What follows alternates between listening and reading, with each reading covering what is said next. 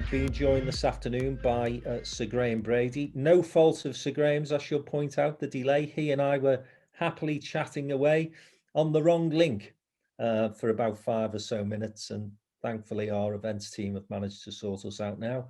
And so we're joined in the downtown den by Sir Graham Brady, MP, of course, for Altrincham and Sale, and the chair of the very influential Conservative Backbench 1922 committee. Good afternoon, Graham. Lovely to see you. Good afternoon. Now, we will get into the issues of the day, of course, COVID being the priority as far as business owners are concerned at the moment.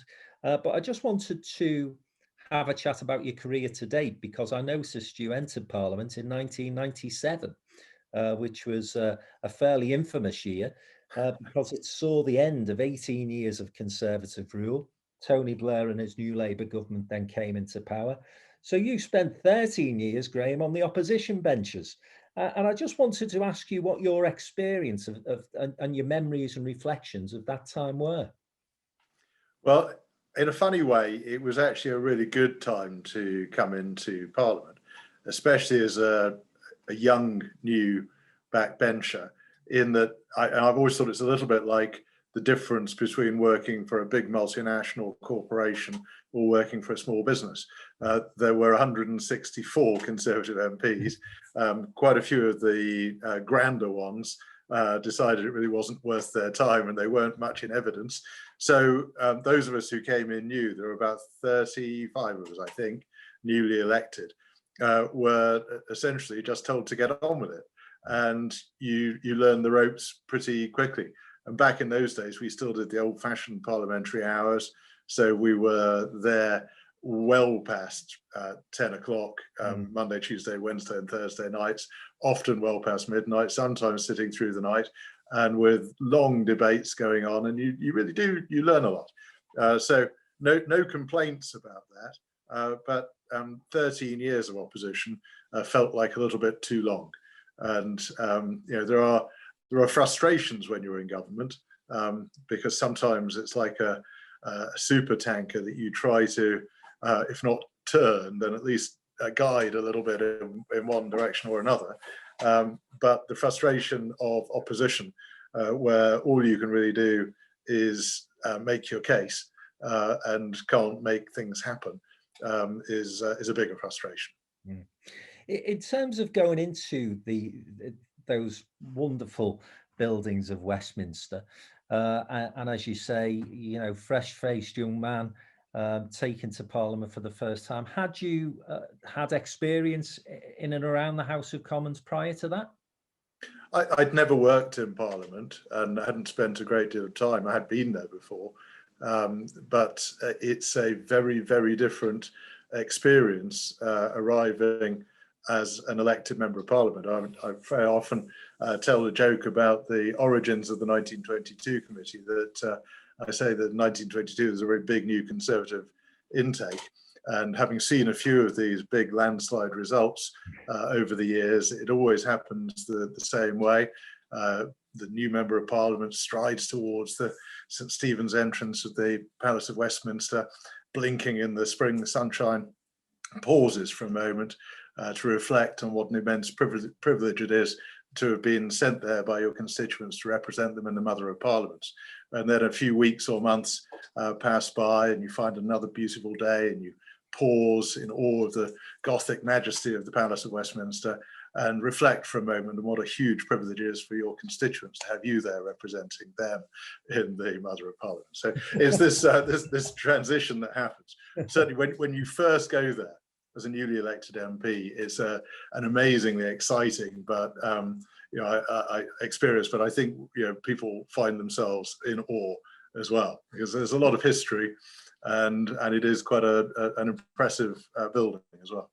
Yeah, it can be quite intimidating, I think, for people who go there for the first time. I only worked there as a parliamentary assistant, and certainly took me a couple of years to feel comfortable as a working environment. I know that as an MP, obviously, you get more into the bowels of the building, so to speak, because it's a vast place, isn't it, the Palace of Westminster? But I do think that some people find it difficult to make that transition ever. And I know, for example, Steve Rotherham, who you'll know well, the Liverpool City region mayor, often says that he could never quite settle, never felt Mhm. comfortable in the Commons, and so yeah, as I say, I can imagine 1997 going in there for the first time would have been a little bit, as you say, a bit of awe, a little bit of Well, nervousness, but you especially thought, when there are so many members on the benches opposite that they won't all yeah, fit on the benches opposite. yeah, But they sort of started coming around onto our side as well. It felt a little bit like being surrounded. But at the other end of the spectrum, I suppose, I guess most people's experience when they go into the chamber of the House of Commons is that it's actually smaller than they think mm, that it would be. So it can be quite an intimate environment. And I say, having spoken, I've never been a government minister, but being a shadow minister and speaking from the dispatch box, speaking from the back benches on both sides of the House, and it feels very different according to the circumstances. And in particular, if you're speaking and you've got a crowded chamber, then that has a certain feel to it. And it's amazing, it's an organic thing. It's amazing how quickly you pick up the subtle signs. If they're cheering behind you while you're speaking, that feels good. If they're completely silent behind you, then that's not so good. And sometimes you'll be fired up a bit by a bit of barracking from the other side of the House.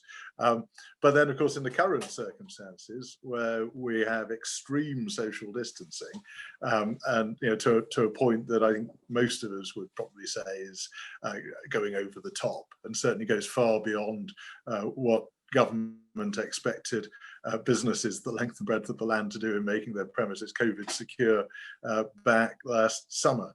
So it's created a completely different, rather sterile kind of environment where there's very little feedback, so few members allowed in the chamber at any one time, so much less chance of challenge, much less chance of interventions during speeches. They can take those from people who are in the chamber, even though we've got video links into debates now. People can't intervene on a speaker by video link. It would be just too clunky, I think. So I think those of us who think the chamber actually has a purpose as a proper kind of crucible in which you can test what governments are saying and challenge propositions, I think we're very much looking forward to getting back to a more normal kind of environment. mm. And I'll come on to the current situation and perhaps pick up on that very good point that you make in terms of holding governments to account as the conversation progresses. But I just want to roll forward really to 2010, when, of course, the Conservative Party did win the election, albeit with the eventually having to do a deal with the Liberal Democrats to form a coalition government. And you couldn't have imagined at that time, Gray, and I'm sure there was a sigh of relief. We've finally won. We're here. Okay, we've had to do a deal, but at least we're in government. But you couldn't have imagined 10 years that we're going to be more tumultuous in terms of what you've had thrown at you during the past decade.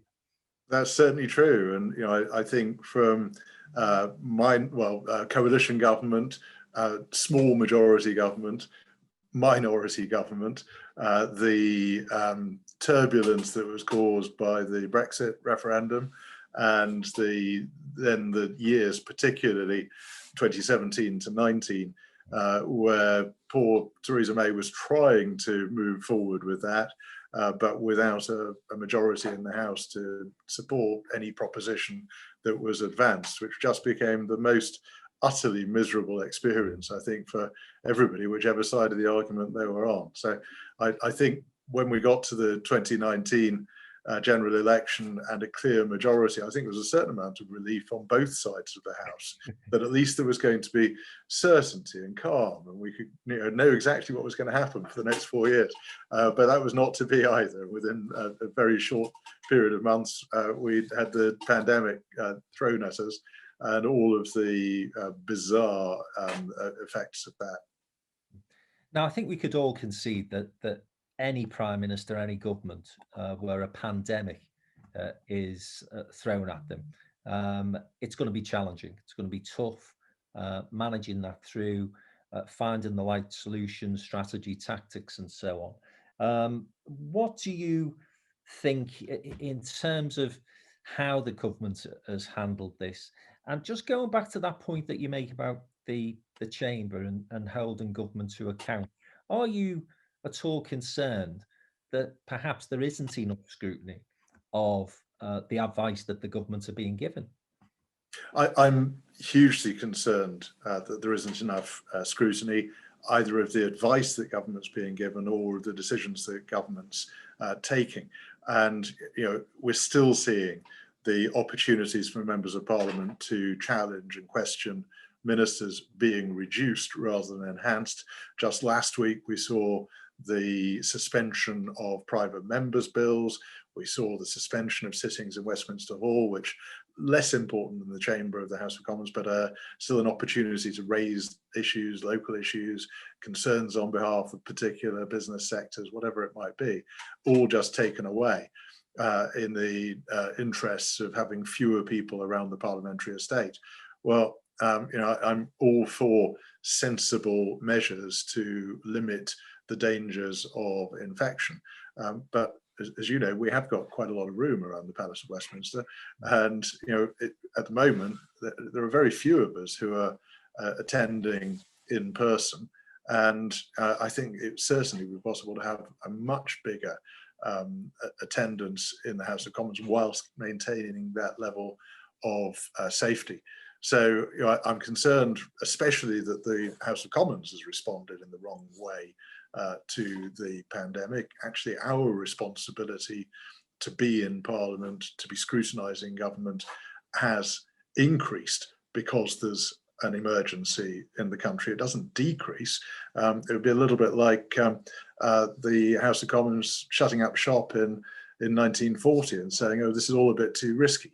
We'll just leave it. We'll leave it to Neville Chamberlain."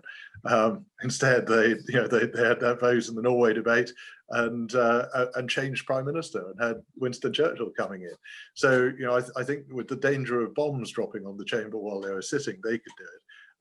I think we probably could have done a bit better in ensuring proper parliamentary scrutiny. But on a wider front, of course, as you know, I've taken a sort of very different view from the government's policy position. And broadly, I suppose what I'd say is that whereas I think the government's view has been shut down just in case and try to make sure you do everything you possibly can in the hope that it might be effective in reducing the spread of infection, I would say what you should do is allow things to happen unless you knew there was a good reason why they shouldn't. And in that approach, I think you could have kept a lot more people in work, kept a lot more businesses open. I think it would have been better for the general public's mental health. I think we should have been keeping schools open, even if you had to make some changes in order to do so. I know there are other countries around the world where they've used some big empty conference centres or public buildings so that children can be more spread out. Fine, do things which might lessen risk.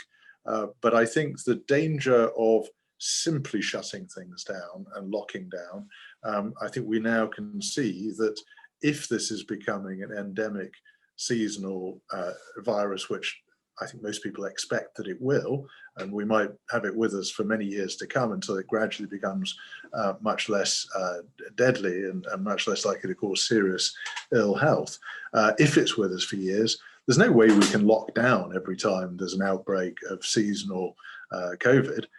We've got to concentrate on improving treatments and improving the way in which we limit the likelihood of infection.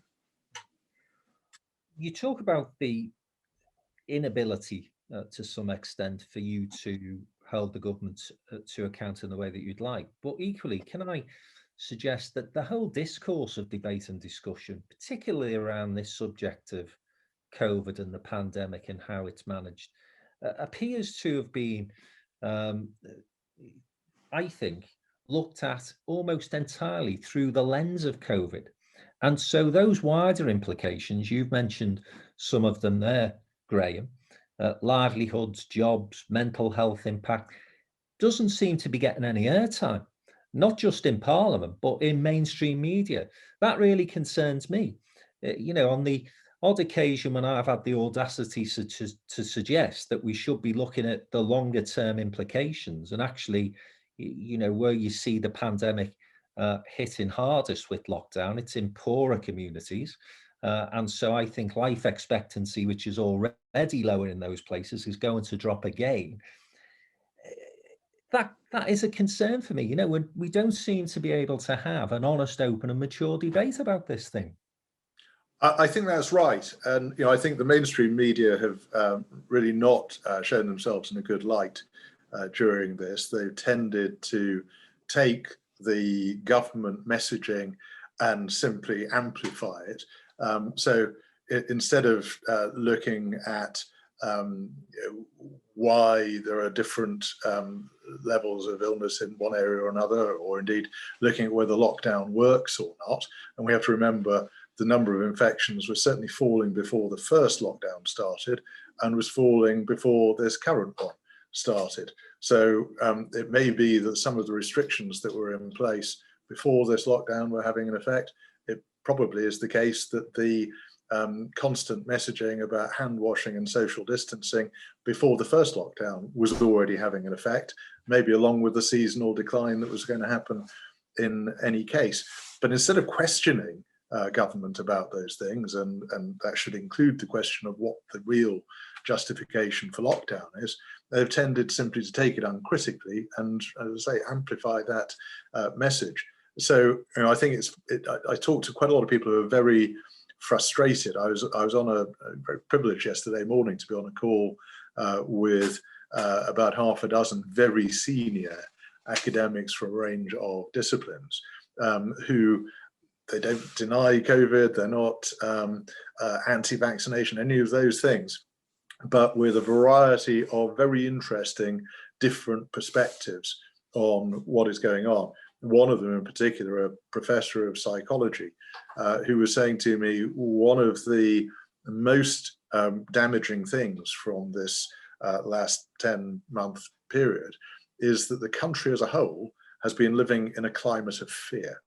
And that has been deliberately engendered by the messaging that's been coming out from government and then broadcast by the media.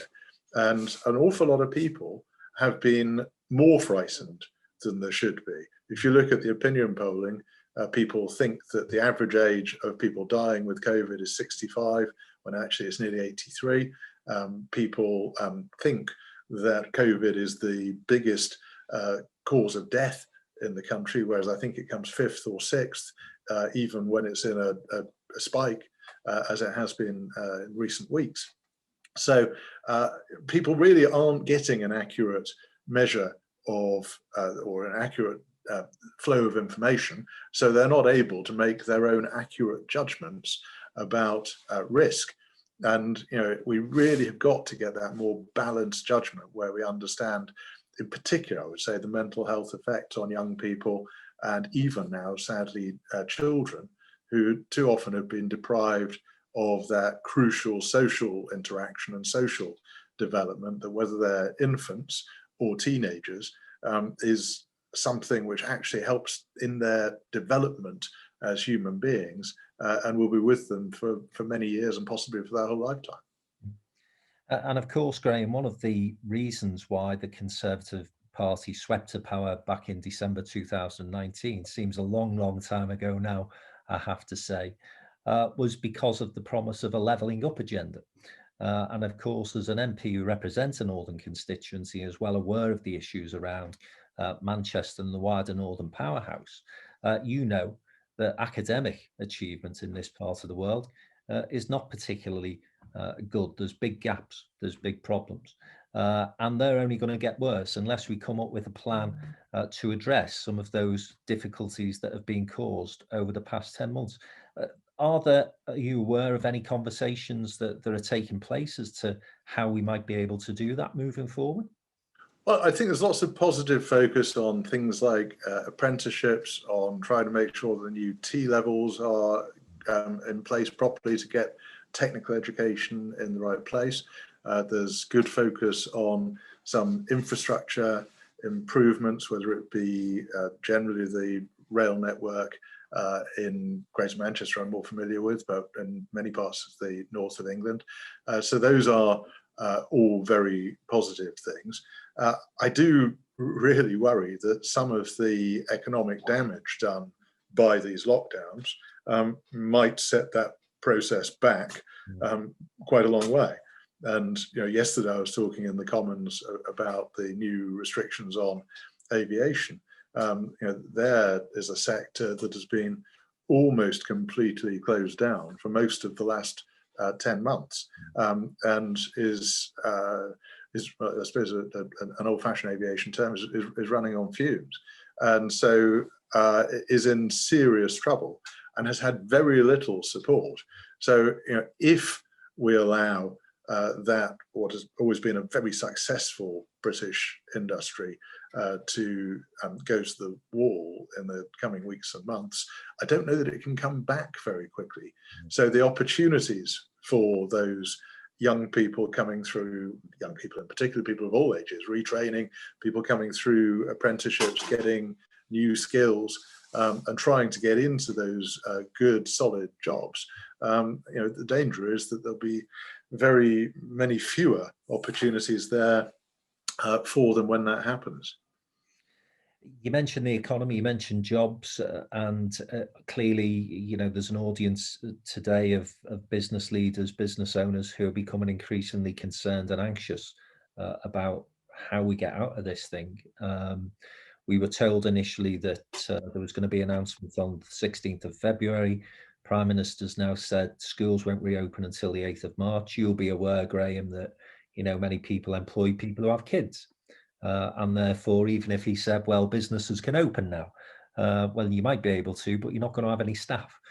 I'm sure you've also heard business owners now saying working from home as a short-term option, fine, but a year in, productivity is starting to go through the floor, people's mental health, things that you've touched on previously. What's the route map out? Do you have any clue as to how we start to navigate our way out of this nightmare? Well, I think we have to be grateful for the vaccines. That's been a great success story. I think a lot of great British innovation there as well, and a success in terms of the process of getting people vaccinated. And we've got really good progress in a lot of areas, including mine, with moving through the age groups and those more vulnerable categories. So that's, I think, in many ways, the first step is that at least now we can say that getting through those four most vulnerable categories of potential COVID patients will, according to the science, reduce the mortality risk from COVID by 88%, which actually makes COVID about as dangerous as flu is in a normal year. Flu can be very nasty, and it does kill a lot of people, especially if they're elderly and infirm. But it's something that we find a way to live with. It's not something we take an extreme reaction to and lock down the country and the economy and shut schools. So I think the crucial thing is that we hold the government to what it said will be the case, that as we get to that point where the risk of COVID is dramatically reduced, we can then see a unlocking of the economy in step with that process. And the less the risk from this nasty virus is, the more it ought to be possible to get people back to normal life. Yeah.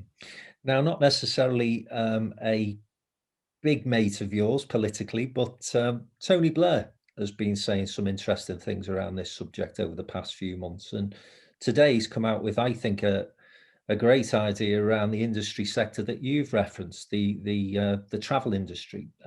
This idea of having COVID passports, whereby if you've had a vaccination or you've had a test, then it gives you access to a greater movement and so on. I don't think he's suggesting, in fact, I know he's not suggesting that as being something that's permanent, but something certainly whilst we're trying to get through the crisis.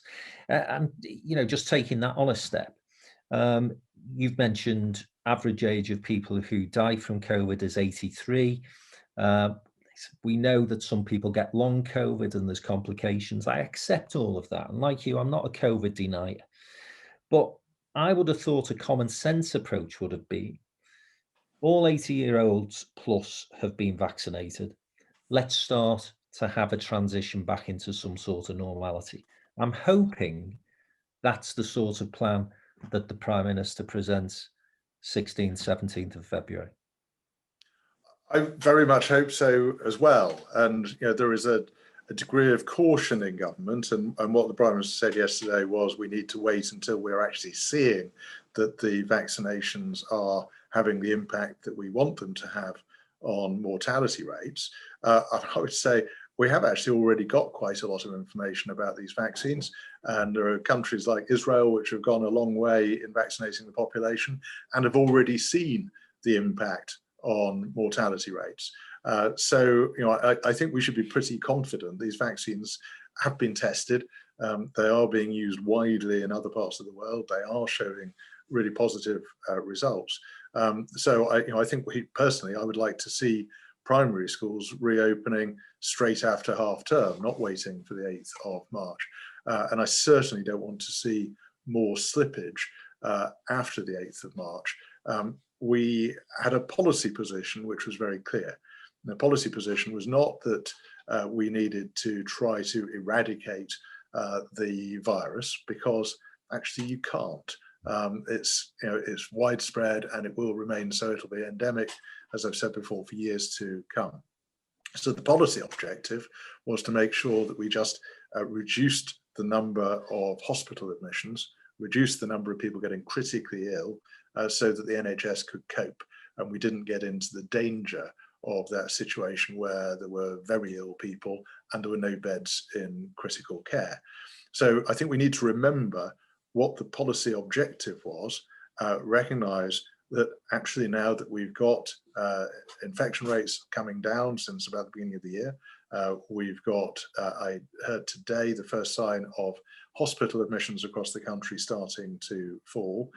Takes a little while, but that should feed through to fewer people in intensive care, to fewer people dying of this.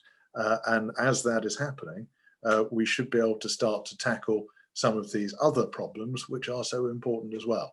The problems of unemployment that are going to come, the problems of business failure, the problems of people's mental health, the problem of children losing their educational opportunities. And the things which are going to affect, as you say, Frank, the life chances of people, especially in the less affluent parts of the north, for years and years to come. Now, Graham, as the chair of the 1922 committee, arguably you are the most influential Conservative MP. Some would say outside the cabinet. I'd say outside a very small cabal of the cabinet.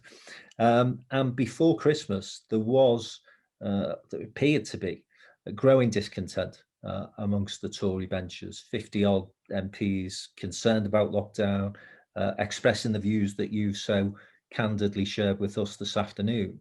Do you sense that if we got to the stage in March, government was still insisting on lockdowns post-Easter into the summer, that your colleagues would begin to perhaps challenge a little more aggressively than they have done thus far? Yes, I think the strength of opposition to lockdown was building in the autumn. We ended up with that second lockdown at a time we were being told that it was going to be definitely the last one. And a lot of my colleagues then voted for the lockdown with huge reluctance. They said in terms on the floor of the House, thus far and no further, I'll never do this again. And then in January, they're told, oh, we're asking you to do it again. And I'd say that two things. The first, it's very easy for, I guess it's very easy for members of Parliament like me who've been around for a long time, and it's also very easy for people outside Parliament to say, why don't people show a little bit more spirit, be prepared to stand up to the whips and so on. It is a much more complicated equation than that, and you get, and these are things you can debate about whether the system is as it should be, and I've sometimes suggested we ought to have a proper separation of powers, but we don't have. So you have a huge number of members of parliament who are members of the government, or members of the shadow government, and they are held by collective responsibility. You then, of course, get a number of people who are really keen to become members of the government and think they're going to do their chances some harm if they step out of line. So in a way, the whole ecosystem at Westminster is built around that kind of tribal party loyalty. And it is a difficult thing to break it and take a stand on things.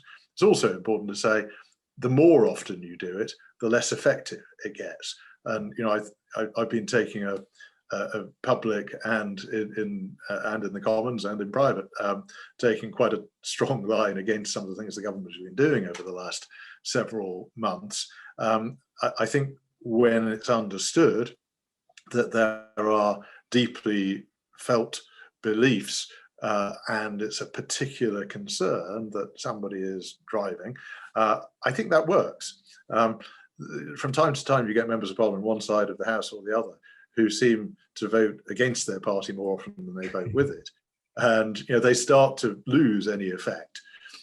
So I say these are difficult judgments, and I think, as well as the natural reluctance to vote against party, when that vote happened in January, there was a lot of concern that the NHS was about to be overwhelmed. There was a lot of optimism about the vaccine on the horizon as well. And I think it was the combination of those two things that encouraged a lot of my colleagues to abstain in the vote, or perhaps some of them to vote for it who might otherwise have voted against. But I don't think their concerns and their worries about the other damage that lockdown is doing to lives and livelihoods have gone away. And I think it was very much conditional on this idea that as the vaccine gets there and more people are given a degree of resistance and it becomes safer, that we will be opening up. So I'm quite optimistic that there is a determination to make sure that we do open up at that point. Just that, I voted against the third lockdown for all sorts of reasons. Partly because I think that government has simply overstepped the mark in some of the things it is trying to instruct people to do or not to do. The idea that government can tell people that it's illegal to see their children or their grandchildren, I simply don't accept that. They can say, please don't.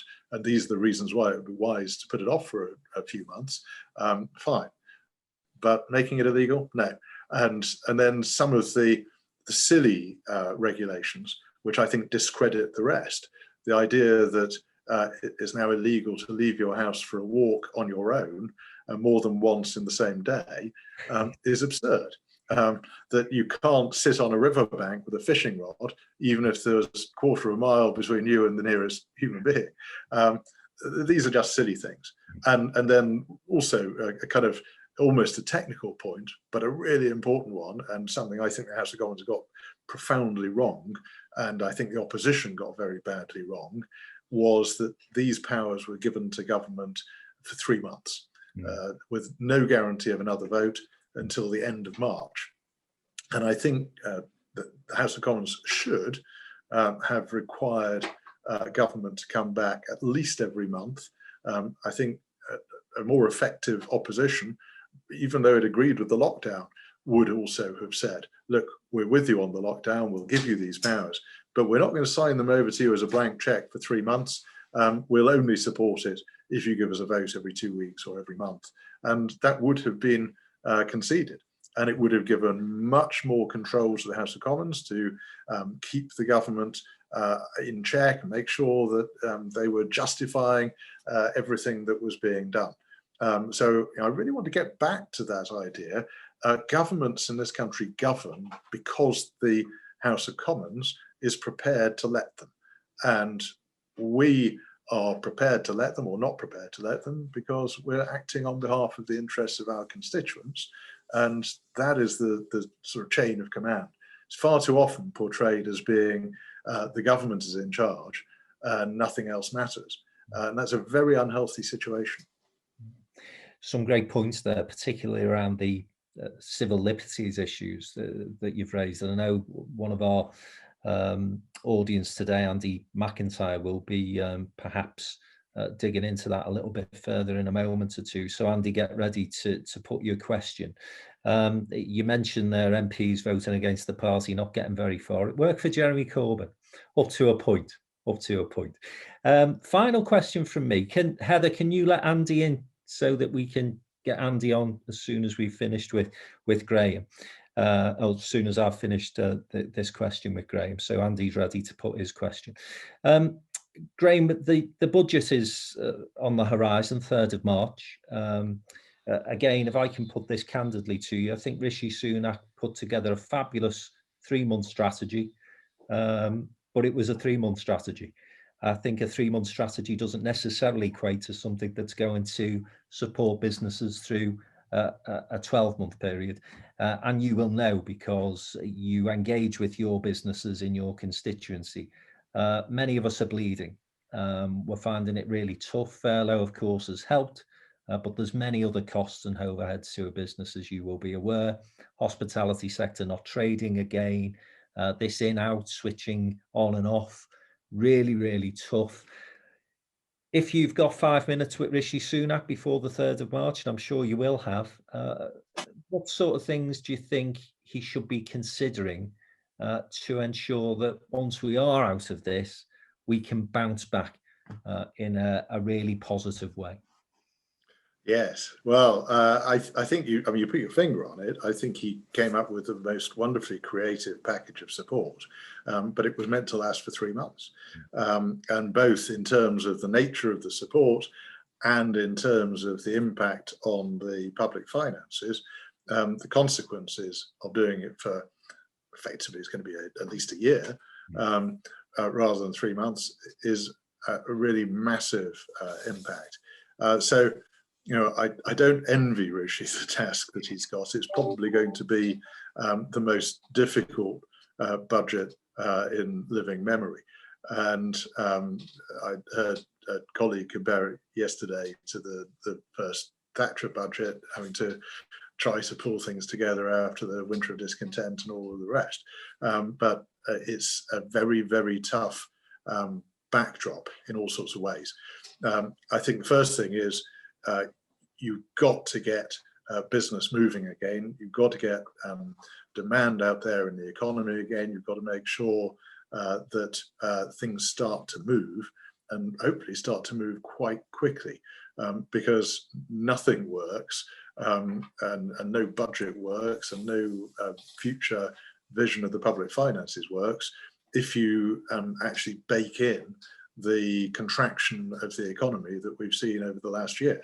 And the idea that you shrink the economy by whatever it is at the moment, 16%, and then expect to be able to do all of the things that you were going to do before is a nonsense. So I think the tricky thing, certainly for this budget, is going to be beginning to set a framework, but without doing things which are actually going to hurt very fragile businesses, take confidence away from people, many of whom have very serious worries in their own personal finances.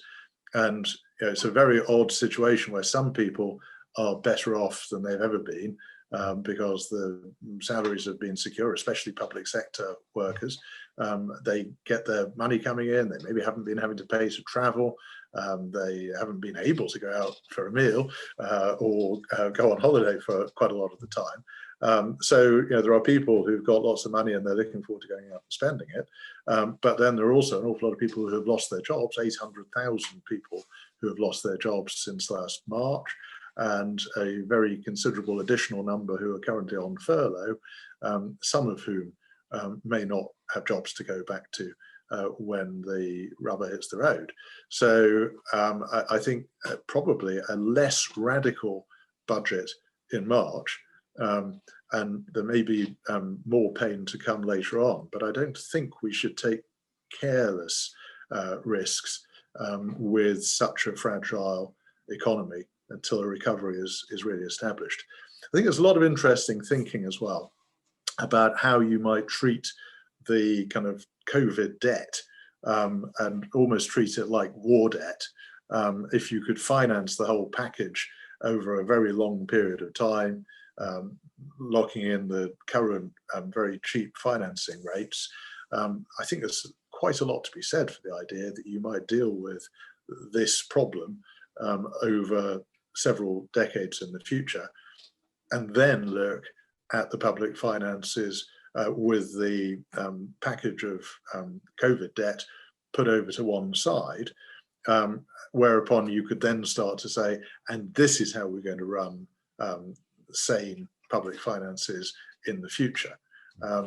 Whether that's the route he'll take, I don't know, but I certainly will continue to give him that advice.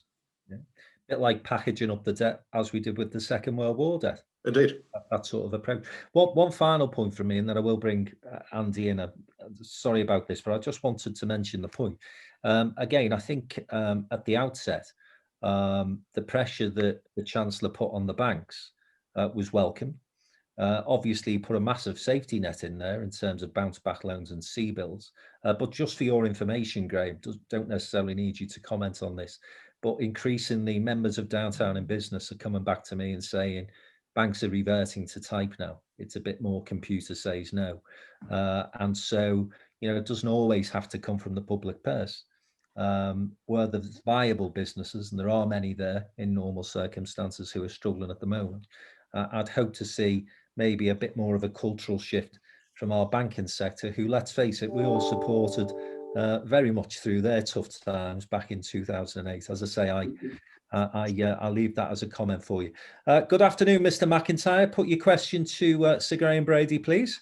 Good afternoon, everyone. Sir Graham, thank you very much for taking the time to come and talk to the business community, because I feel that we've been very badly neglected by government over the last 12 months in particular. And your eminent good sense has been a welcome light for everyone. So I really appreciate it, and speaking, I'm sure, on behalf of many of Frank's members.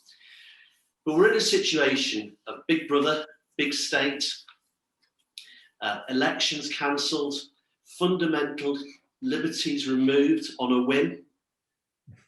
It's a catastrophic situation. It's one of the reasons people voted for the Conservative Party election, because they feared that from Jeremy Corbyn. If Jeremy Corbyn had been cancelling elections, the world would have been going bonkers, whereas our media sit passively by. My question, though, is, do you believe, is there any genuine heart or agenda within government to restore the traditional freedoms and values that we've held dear in our democracy for generations? Or are we in an environment where they snatched power into a cabal run by Boris, who doesn't seem to really know what he's doing, with Gove and Hancock intent on placing the sort of ludicrous demands you've described on business and on members of the public? Will we ever get our freedoms back? Wow. Go on. A nice easy one for you there, Sir Graham. My fear is, I think this is going to be one of the really big challenges, one of the really big questions for the coming years, and well, I hope not coming decades. There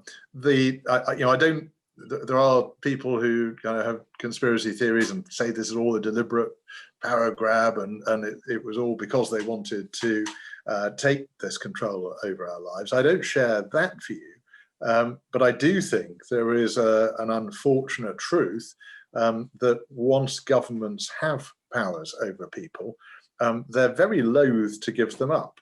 And in this instance, we saw last March, the House of Commons was about to go off for an Easter recess. The pandemic was obviously growing, and government came to the House of Commons to push through emergency legislation in one day and said, we want these powers for 2 years. And it was my colleague David Davis who quite rightly, a number of us supported his amendment, but tabled an amendment saying, let's make it 6 months. Now, 6 months is a long enough time to give government these huge powers. With hindsight, I'd have gone for 3, but at least we now have got these opportunities. We had a chance in September.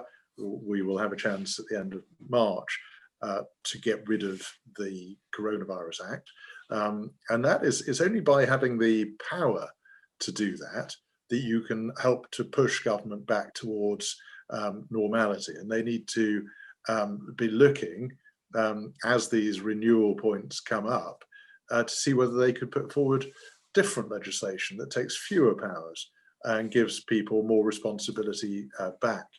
But it's a very big step for us to get back to the traditional British presumption that you can do whatever you want to do as long as it isn't against the law.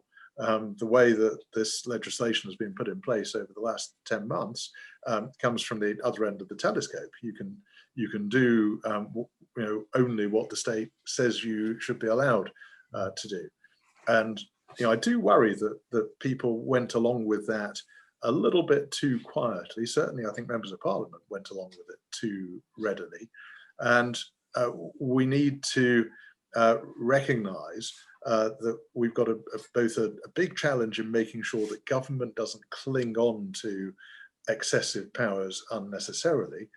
I also think we're going to have a big challenge in persuading the public more widely, or making sure that it readjusts to more freedom and more responsibility.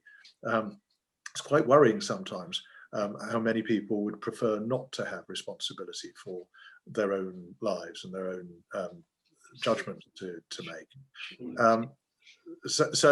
Just finally, I suppose the other thing which really did shock me, which in the end I was able to do something about, we're not quite in the best place we could be, but we'd reached August or coming into September with the government doing all of these things over a period of about 6 months without any votes in the House of Commons even. It's only when there are votes to be held, even if the government's going to win them overwhelmingly in the final analysis, it's only when there is a vote that government really is going to take it seriously and say, okay, we're going to make sure we address every question, we're going to deal with our own colleagues and make sure their concerns have been heard. So the amendment that I tabled last September to try to require the government to come to the House for debates and votes before powers are introduced, and in the end, the government just conceded the point, and we have had votes on most of these measures since.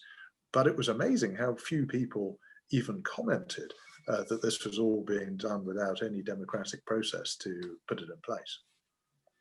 Thank you. Thank you. Thanks, Andy.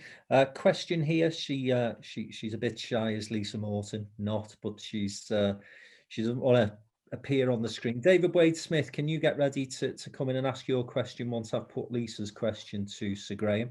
And Lisa's question is simply this: what are your views on the government's Build Back Better board and its lack of northern representatives? I think this was in the news last week. I was certainly asked to comment on this. I'm surprised that we couldn't find 1 or 2 entrepreneurs in the north of England to help the government with its plans, Graham. I don't know what your thinking was. Indeed. And, I tend to think that the right way to do these things is to have kind of national organizations, but to make sure that you have representation from across the country on those organizations. I'm always a little bit wary when they take the different approach of saying, let's have a northern board because the danger is that means they can just sort of pat it on the head and say, okay, you look after the little things in the north.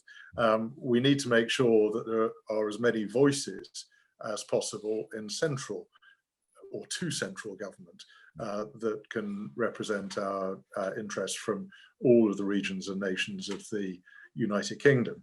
And so, and obviously, I make the point that members of Parliament are part of that process as well. Is why it's so important that people engage with their members of Parliament and that members of Parliament then make a voice for not just their constituencies, but for the region and for the broader national interest, which obviously includes having a more equal spread of opportunity across the country.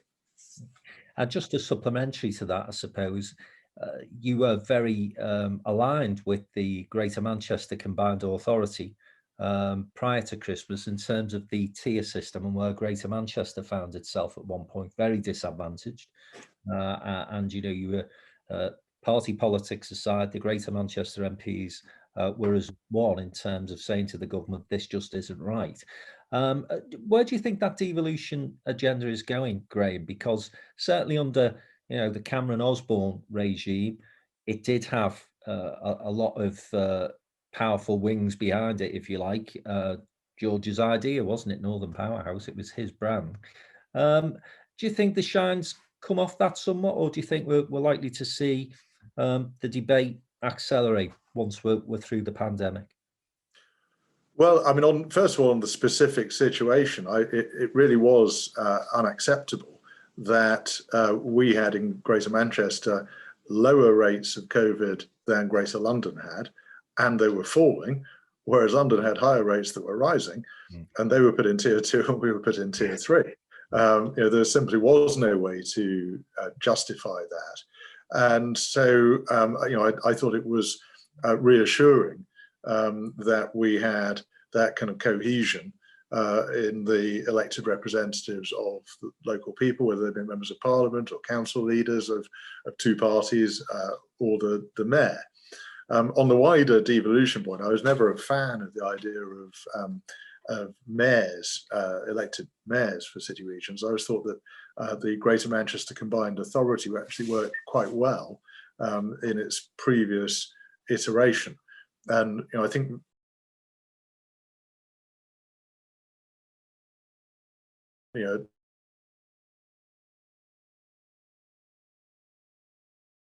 one party, and if that's the same party as the mayors, then I'm not sure that's the healthiest kind of atmosphere for rigorous and lively accountability either. Thanks, Graham. David Way-Smith, who is the chair of Downtown Business in Liverpool. David, you put a series of questions. Can I ask you to stick to question 3, given the time? And I'm conscious that we did keep Sir Graham waiting before we started. So last question from David, I'm afraid. And as I say, if you could stick to question 3, that would be great. Thank you. Yeah. Good afternoon, Sir Graham. My question is for general business, but specifically in Liverpool, which has such a strong hospitality tourism sector. Is how long will it be before the 500,000 self-employed left in the lurch receive a proper and fair package of support from the government? Not just a question to you, but really a massive question to the Chancellor and to the Prime Minister. Yeah, and I mean, I think it's more than 500,000. I think so. It is a massive problem. I mean, essentially, my view on this is that if government stops people from earning a living, government ought to do something to provide support. And you know, throughout, my preference has been that government doesn't stop people from earning a living, and I think that's the preference for most business people as well. They don't want government handouts or support. They'd really like to be able to run a business or get on with their job. So I think it comes back to Frank's point earlier. A package that was put in place for 3 months is very different from one that's in place for a year or more.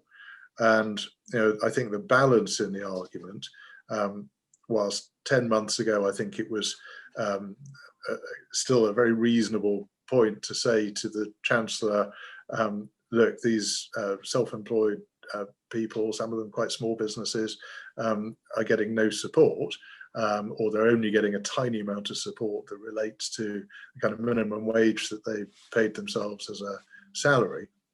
I think it was a very reasonable ask then. The Chancellor then and the Treasury can turn around and say, well, this is really difficult, because if people are paid by dividend, it's very hard to disaggregate what comes from other investments and so on. Now, if it was a 3-month period, then maybe you just accept that and say, well, it doesn't seem fair, but I can understand the Treasury was having difficulties in getting a system in place. If it's a year or more, then I think the case becomes that much stronger. So I know there's been suggestion that there might be some new look at this. I hope there will be. I personally didn't think it was beyond the wit of man to do something which could have been, the Treasury's big concern was fraud, and people claiming income from their own business dividends that wasn't actually from there.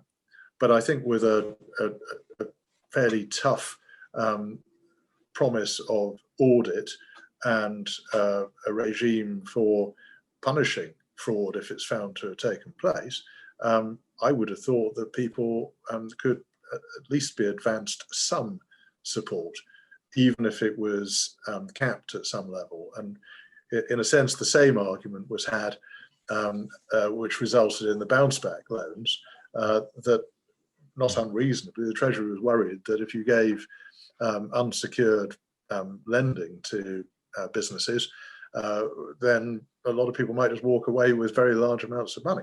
And some of that has happened. But the bounce back loans being capped limited the exposure. And I guess you could do something similar with self-employed people paid by dividend. Fraud in itself is just not an adequate explanation, because we all know, as people that run businesses, that we ourselves are subject to fraud, but we also all know that fraud is always ever a very small percentage of whatever proportion you're looking at, whether it's shop theft or other forms of internal fraud. It's a very small and often manageable sum. So I don't think we can afford to accept that per se as just a simple explanation from government. Thanks, I agree. Thank you. Listen, Sir Graham, it's been absolutely fabulous to have a conversation today. As I say, thank you so much for being so candid in the views that you've expressed. I don't want to end on a negative note, though. I feel as though we've almost been inevitably sucked into this glass half empty situation. Now, as an Evertonian, I'm used to that ordinarily, but even we're having a decent season this season. So I want to end, as I say, on a positive note. And I just want to ask you, if you, like me, feel that although we're in a hole at this moment in time and everybody's feeling fed up, January is never the best month, even in normal circumstances. We as a country, as an economy, prior to COVID, we're in a really good place, really positive place. There's no reason, is there, for us not to feel that those opportunities, that potential and that dynamism that has taken this country to where it is, as far as our economy is concerned, one of the biggest, let's not forget, in the world, can't bounce back and can't come back strongly once we get through this awful crisis. Absolutely agree. I think the British people are tough and resourceful and ambitious, and as long as we are able to get on with the job in hand, we'll do it. So we need that the vaccines out there, the lifting of these restrictions that are stopping people from getting on with their lives and earning their living as soon as possible. And let's not have any more hokey-cokey in-out restrictions. Let's have a settled policy that says this is less dangerous because we've made it less dangerous. We'll accept a degree of risk because life has all sorts of risks involved. We'll try to manage those risks, but make sure we get on with making a success of the region and of the country. Great note to end on. Sir Graham, thank you, as I say, so much for your time today. Very much appreciated.